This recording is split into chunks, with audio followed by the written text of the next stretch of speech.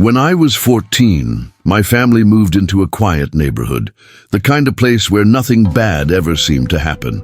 The streets were lined with identical houses, trimmed hedges, and friendly neighbors who waved from their porches. It felt safe. At least that's what we thought. My bedroom was on the second floor facing the backyard. The house directly behind ours had been abandoned for years. Its windows were always dark, its walls cracked and peeling. My parents told me someone owned it but never came around. At first, I barely noticed it. Life went on as normal. I'd stay up late reading, enjoying the silence.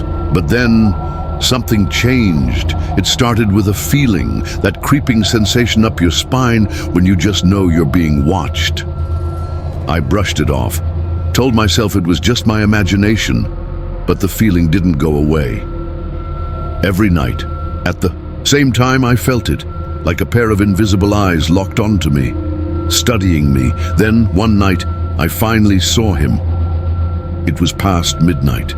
My room was dimly lit by my bedside lamp. I was lying on my stomach, flipping through a book, when tap, tap, tap, I froze. It was coming from my window. My heart started pounding.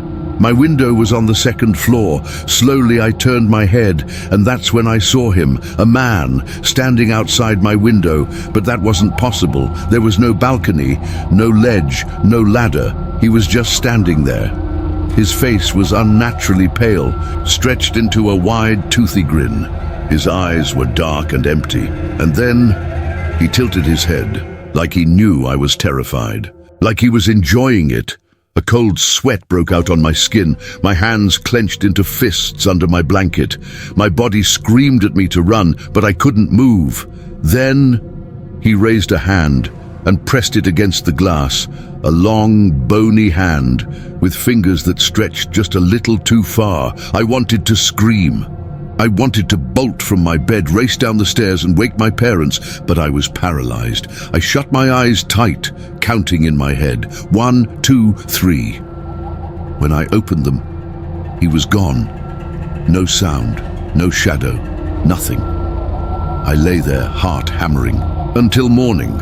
The next day I ran outside, searching for footprints, a ladder, any explanation.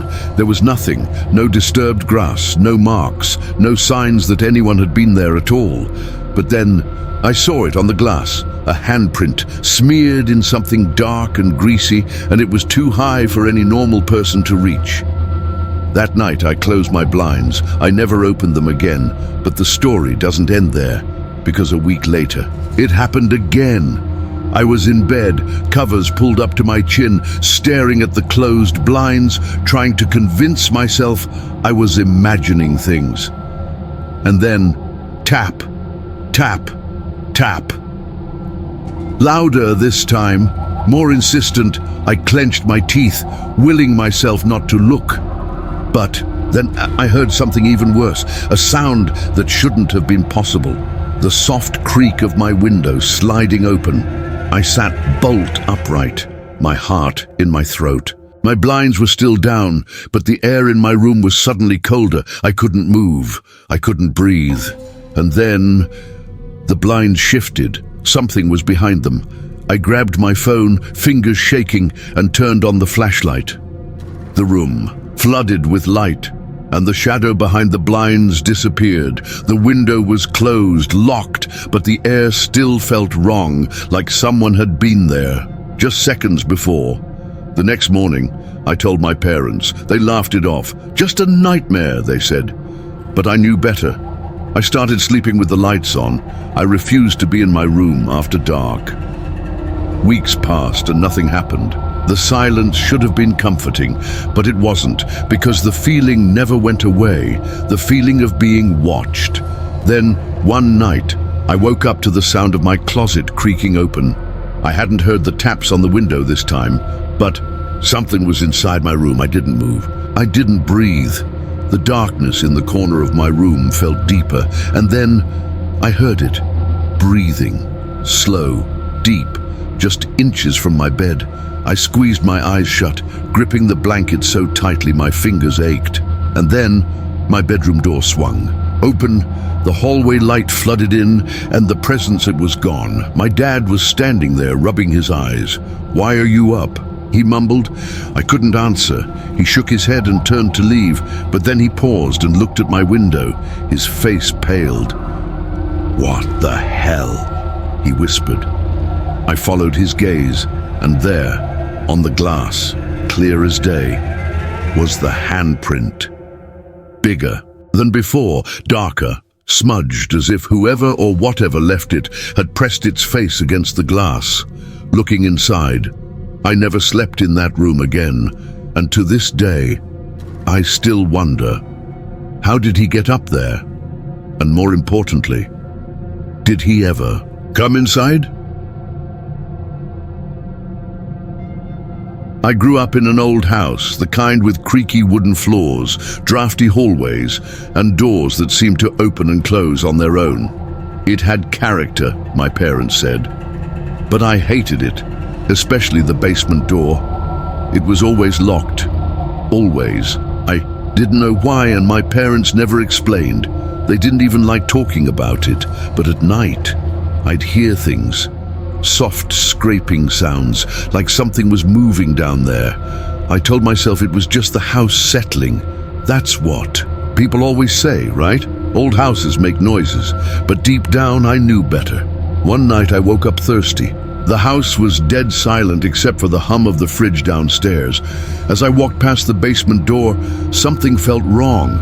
The air was colder than it should have been, and then I saw it. The door. It was open. Just an inch. That didn't make sense. My parents always locked it. I even checked once. There was a heavy deadbolt on it. I should have gone back to bed. I should have. But instead, I stepped closer. The air coming from inside was damp, heavy. It smelled wrong, like dirt, like something rotting. I swallowed hard. I could turn around now, walk away, forget I ever saw it open. But then I heard it, a soft, shuffling sound coming from deep inside the basement. I reached out, hands trembling, and nudged the door open. Just a little more. The light switch was at the top of the stairs. My fingers brushed against it, flicked it on. The bulb flickered weakly, casting a dim, yellowish glow down the stairs.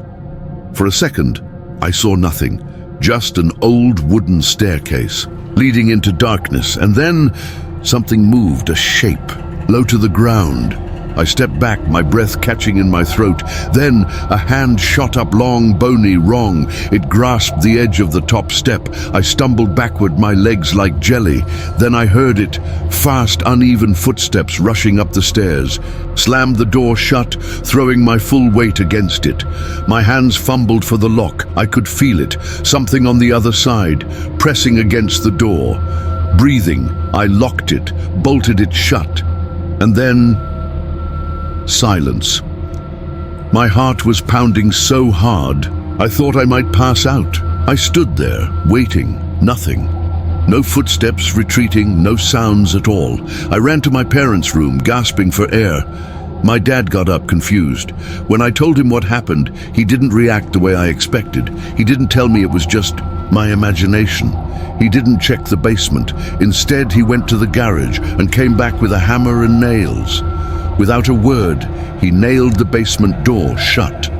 I stood there, watching, my entire body shaking. He never said why, and I never asked. But sometimes, late at night, I still hear it, scraping, shuffling, waiting.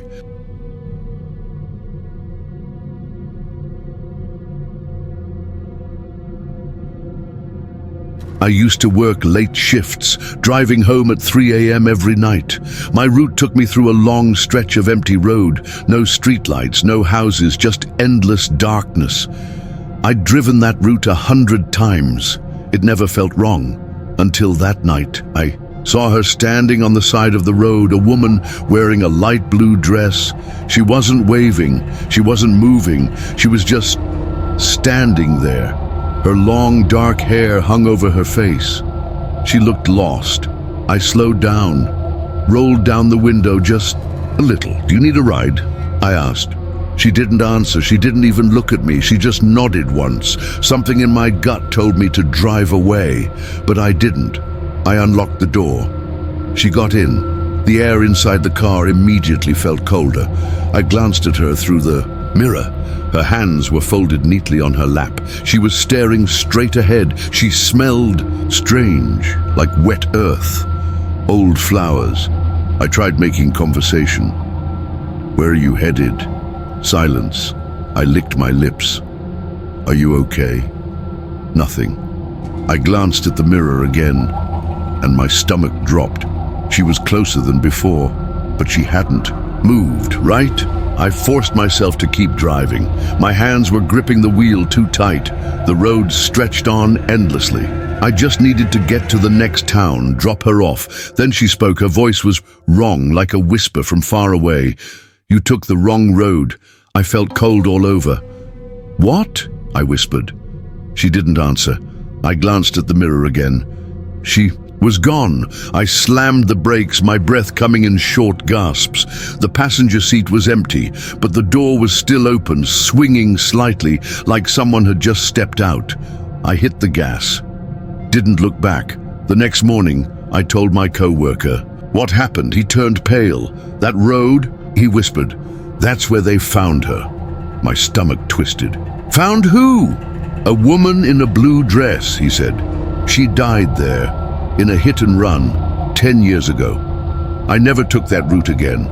But sometimes when I drive at night, I see a shadow in the mirror, sitting in the back seat, waiting."